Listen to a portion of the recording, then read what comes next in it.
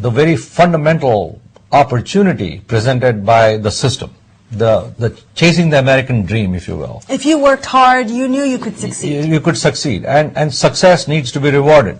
So I think, again, going back to what we were talking a little earlier, this whole Obama talk about distribution of wealth is causing some of this, frustrations to be aired more openly and more freely.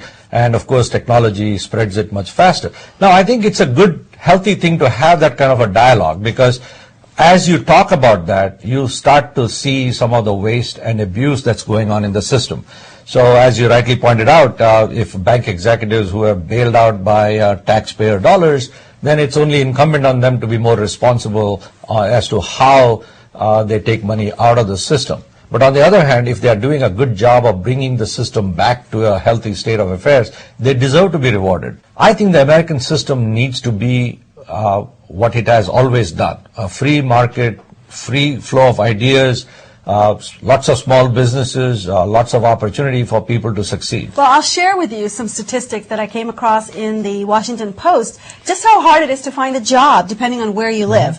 For example, if you're in Charlotte, North Carolina, it might take you 1 month to find a job, which doesn't actually seem all that bad. In Philadelphia, it could take you 3 weeks.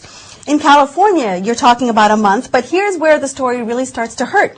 San Francisco, it could take you 4.5 months to find a job, which is really a long time. Not many people have cash reserves to sustain them through that amount of search time. Chicago, 2.5 months. Nashville, 1 month. So really, clearly across the country, depending on where you live, you might be able to find a job much quicker than if you're in the central part of the country. And that's, I think, where the country's really hurting, is in that Midwestern region where retailers have gone out of business, manufacturing hubs have stopped, and the jobs have literally gone overseas.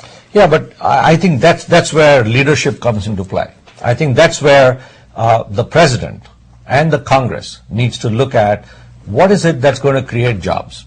Okay, and clearly, if you go back in history, the public works programs in the United States, the New Deal, have created jobs in that era. Today, in a highly networked global environment, it is all about being ahead of the curve, so to speak, to create these jobs. Well, folks, there is evidence that jobs are starting to come back from places like China. Here was an article out of Time magazine, Made Again in the USA, which is something I know is one of Ramesh's favorite themes while he's here. Is like, why can't we just buy more made in the USA? Well, firms like Jardin are bringing work back from China. Now, who is Jardin? We haven't heard of Jardin, but Jardin makes things like canning jars, matches, skis, toasters, rope, tents, apparel, fishing gear. But you know them through brands like Coleman, Rawlings, or Sunbeam. Right? They're like the manufacturer behind the brand sometimes. And, of course, over the last several years, they've taken a lot of their manufacturing to China and into other places across the East. But here's what they're starting to do now. They're starting to bring those jobs back home. Not because they feel a fabulous loyalty to the United States, which, of course, is a good thing that results out of this, but because what they realize that in places like China, while you might do better in terms of lower labor costs, you're often facing things like a volatile swing in fuel prices, because in China, you don't have the consistency. We've seen our gas prices go up here, but it's been fairly steady change. There you can have swings of 40% up to 150% that occur in a very short cycle. So think about that as a business. You often have to deal with these wide fluctuations, and it can cause a lot of headaches from managing your resources. So to get away from those volatile swings, these jobs are actually starting to come back home to places like Cloquet, Minnesota, or to Daleville, Indiana, exactly to these middle parts of the country where these factories are actually much easier to throw up. You've got people eager looking for employment, and you don't have to deal with all the logistical headaches, including these volatile fuel costs that happen in these other countries. So I thought this was a good article to show that often what you think is the benefit for going overseas isn't really there. Or you find after a period of time that the stability that the United States offers you gives you much more bang for the buck. There's also this issue of work ethic. In the United States, you have, for the most part, a very knowledgeable workforce, and they take instructions well, and they execute very well. And I think that makes a big difference. And I have traveled to China and India and other places, and I've seen how people operate out there.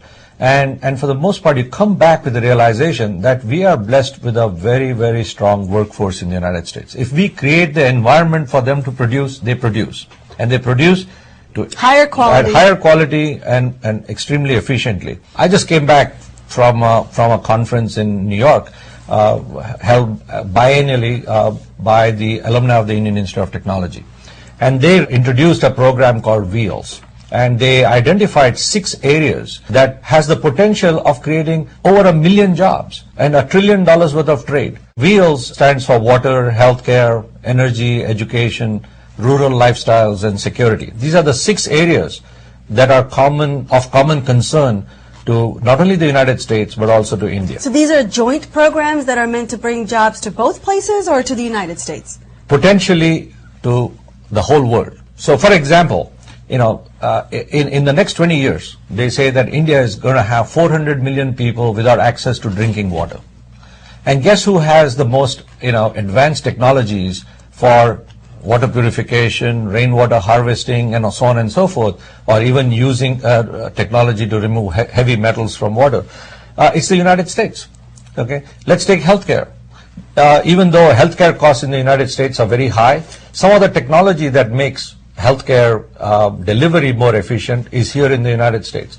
So there is a tremendous opportunity for the United States and India, and for that matter, China and Europe, to start looking at these areas where we can create centers of excellence, we can promote research, development, and create enterprises to sort of trade in those areas, solving real problems.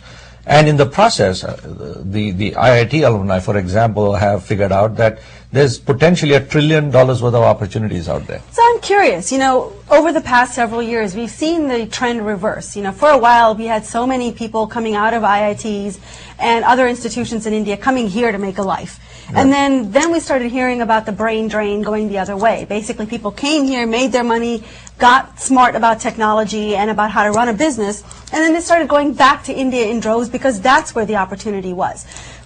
Conferences like this, are they trying to prevent the brain drain backwards, or are they trying to preserve on both sides of this equation? Well, I think brain drain is somewhat of an old concept in a networked environment, because it doesn't matter where the brains are, whether it's in China or in Europe or in India or the United States.